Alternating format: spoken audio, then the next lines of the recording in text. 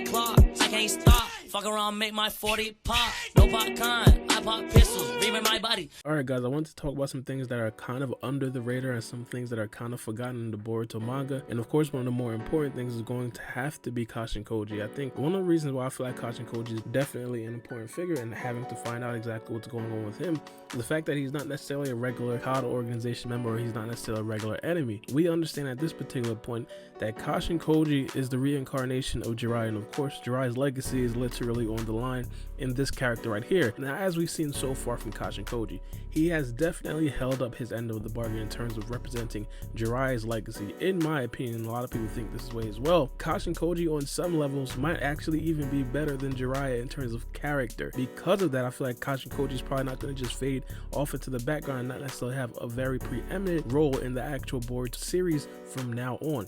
Now, first things first, we have to understand is, of course, he was taken back to Mount Miyaboku. The problem that I have with that from the rip is the fact that nobody from Mount Miyaboku told Naruto that this person was actually roaming around Mount Miyaboku. Now, that might actually be for a very good reason. The reason might actually be because Kashin Koji was working undercover in the Kata organization, and Naruto actually knowing of Kashin Koji's presence might actually blow his cover. But I feel like at this particular point, there should have been some sort of messenger tool that was sent to Naruto to basically update him about the whereabouts and the health of Kashin Koji. But the main thing that we all want to know right now is, what is Kashin Koji's next move going to be? I feel like one of the more popular fantasy theories is going to have to be Kashin Koji joining Naruto's battle right now versus Ichigo Tsuki and potentially helping Naruto defeat Ichigo Tsuki. At this particular time, we understand that Ichigo Tsuki is pretty much almost completely finished, and because of that, I feel like the window for Kashin Koji actually joining the battle is diminishing extremely rapidly. I would not necessarily be surprised if Kashin Koji would actually come towards the end of it, but the overall health of Kashin Koji is definitely still in question. One of the things that we have to remember is the fact that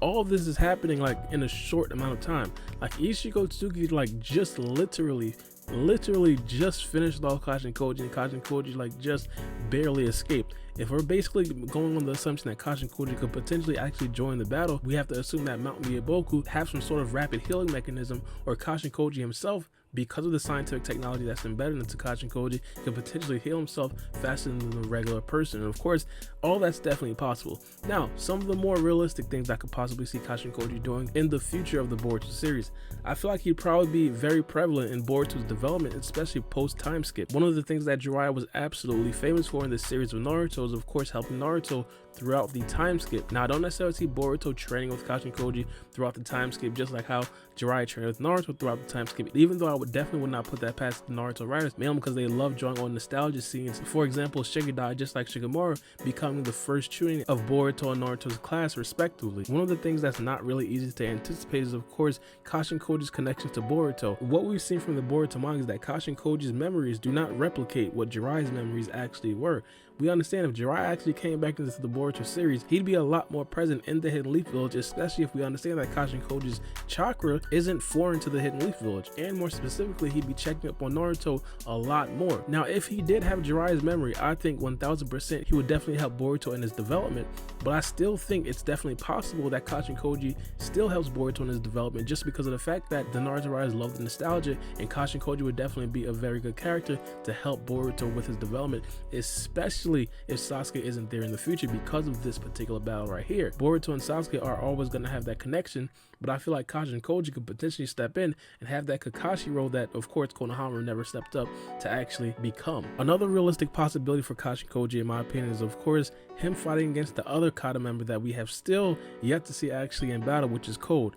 At this particular point, we understand that Code is probably going to be one of the most loyal members to Ichigo Tsuki. I 1000% agree with that, and of course it would definitely be super fitting for Kashin Koji to basically try to finish what he started and basically wipe out the Kata organization, because as we know, he was basically a double spy. And I'm not gonna lie to you guys, even though I probably would not want to see this, it would definitely be fitting if Kashin Koji would actually die in a battle such as this, if it would be like a mutual destruction thing where he takes out Code, but also Code takes out Kashin Koji. And I feel like you just cannot stress this enough. This is going to be extremely important, mainly because even though Kashin Koji is not literally Jiraiya, he still embodies Jiraiya, and of course he still has the Jiraiya features because he is a clone of Jiraiya. So of course, indirectly, Jiraiya's legacy is connected to Kashin Koji in some way. And I'm pretty sure a lot of people are going to enjoy Kashin Koji actually be animated in the Boruto anime because it's going to give a lot of people a lot of feels from Jiraiya, especially his voice, the way he moves around and things like that. It's another underrated thing in the Boruto manga that's kind of been glossed over.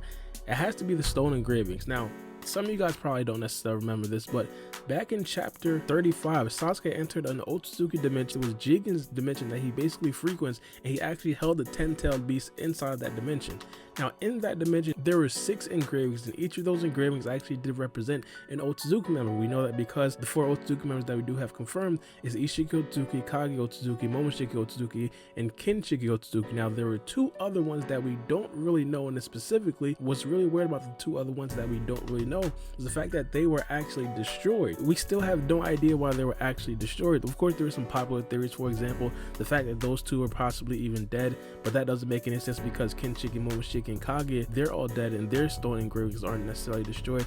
And it could be the possibility that, hey, Ishiko Otsutsuki destroyed them mainly because he doesn't like them, but that can't necessarily be the reason, mainly because I'm pretty sure Ishiko Otsutsuki doesn't like Kage as well, because Kage herself killed or tried to kill Ishiko Otsutsuki. Now, I'm not gonna lie, I feel really confident that we're gonna get some information specifically pertaining to those destroyed engravings in that particular scene. I'm not necessarily saying 100% we're probably gonna get to see them actually be in the Boruto series, but regardless, I think that we're definitely going to get to see some more information about them. One of the things I could kind of compare this to is, of course, Momoshiki, Kinshiki, and Urashiki being showed back when we did see the story of Kage in Naruto Shippuden. The writers, they love to plant seeds. It's not going to be 100% that those seeds are going to eventually bear fruit, just like how Momoshiki, Kinshiki, and Urashiki bore fruit. Another example of seeds that the Boruto writers did actually plant. We still haven't necessarily seen anything actually come from this. Is, of course, the statue that we did see, or multiple statues that we did see that could potentially be a king of the Otsutsuki clan. At this particular point, of course, the king of the Otsutsuki clan is just an idea, and at this point, it's literally just a pipe dream. But of course, the Boruto writers are just planting the seeds, you know, never knowing, hey, maybe in the future they could possibly add it in. Maybe in the future they could possibly have some sort of stories about it. But regardless, we don't necessarily know exactly what it is yet. And I think that's exactly what these stone engravings is. But let me know what you guys think about these 2 things that, in my opinion, flew way under the radar as of right now. And of course, no one is really talking about it. Rightfully so, mainly because Naruto and Ishiko Otsutsuki are literally in a fight for their lives, and of course Sasuke and Boruto, it's so insane that they're literally taking a backseat at this particular time. But let me know what you guys think about these things in the comment section below, and especially I do want to know what you guys think about Kashin Koji, mainly because I think his legacy is, as I said, it's going to be directly tied to Jiraiya's legacy, and of course it's probably going to have a very huge impact on the overall nostalgia of the character of Jiraiya. But it's been your boy Baara, and we out. It's a knife.